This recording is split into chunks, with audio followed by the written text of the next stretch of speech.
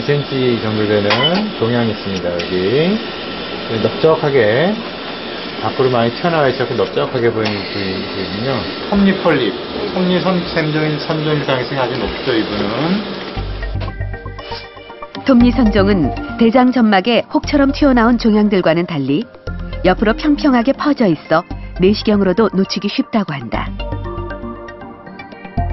특이하게 그 톱니폴립에서 생기는 톱니암은 그 종양 전체 크기가 1cm 미만인 경우가 대부분이고 그 내부의 암의 크기는 대략 2mm 내지 3mm입니다. 그러니까 작은 그런 폴립 내부에 이미 점막가침이 있는 그런 암이 있는 경우도 있기 때문에 일단은 폴립은 크기에 상관없이 철저하게 발견을 하고 그리고 완전히 절제를 해야 됩니다.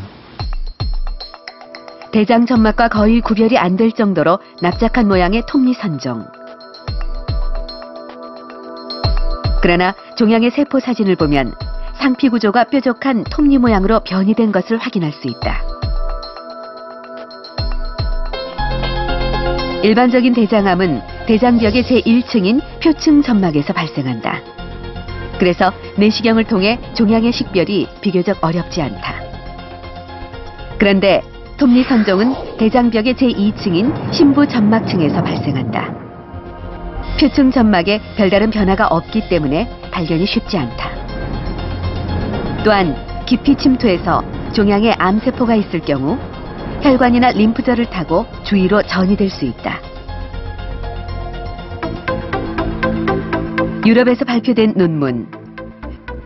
2개 이상의 다발성 대장 용종 환자의 경우 톱니 모양의 용종이 많을수록 대장암과 직장암 발병률이 높아지는 것으로 나타났다. 톱니선종이 대장암과 직장암의 시작점일 수도 있다는 얘기다. 암은 아니지만 그런 여러 가지 특징들, 크기가 작고 내시경으로 발견하기가 쉽지 않고 그러니까 쉽게 놓칠 수 있고 또 그런 암이 발생하는 위치가 그런 상피 표면이 아니라 점막의 깊은 바로 점막하층 위에서 병이 발생하기 때문에 조금만 자라도 바로 점막과 침범을 하게 되고 따라서 주변 림프절이나 원격 전이를 할 가능성이 많아집니다.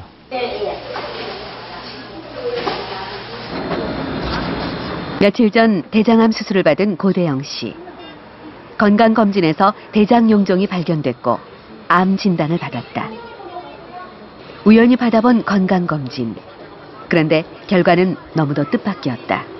또 말씀하실 6개월에서 1년 정도 검사 안 하고 진행된 상태로 나중에 알게 됐으면 문제가 좀 컸다고 말씀하시더라고요. 모른대요, 사실상.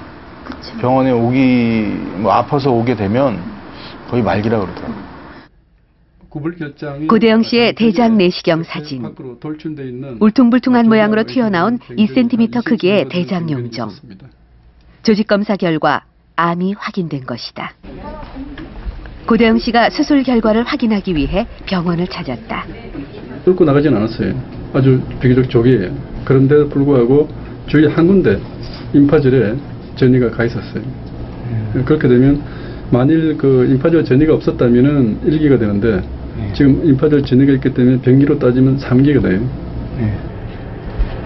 다행히 고대영 씨의 경우 방사선 치료를 하지 않고 경구 항암제를 복용하는 것으로 치료가 가능하다고 한다. 제가 병원에 입원하고 이런 내용을 알고 난 다음부터는 제가 말씀드리기 전에 먼저 예약하고 검사를 다 받으려고 하더라고요. 저 또한 멀쩡히 건강하게 병원에 갔었으니까. 애플의 창업자 스티브 잡스입니다. 그는 작년 10월 긴 투병 생활 끝에 사망했는데요. 그를 죽음에 이르게 한 병의 이름은 췌장 신경내분비 종양이었습니다. 일반적으로 알려진 췌장암과는 조금 차이가 있죠. 췌장은 중요한 호르몬을 만들고 수많은 내분비 관련 세포들이 존재하는 곳입니다. 췌장의 신경이나 내분비 조직에 종양이 생겼을 경우 우리는 췌장 신경내분비 종양이라고 하는데요.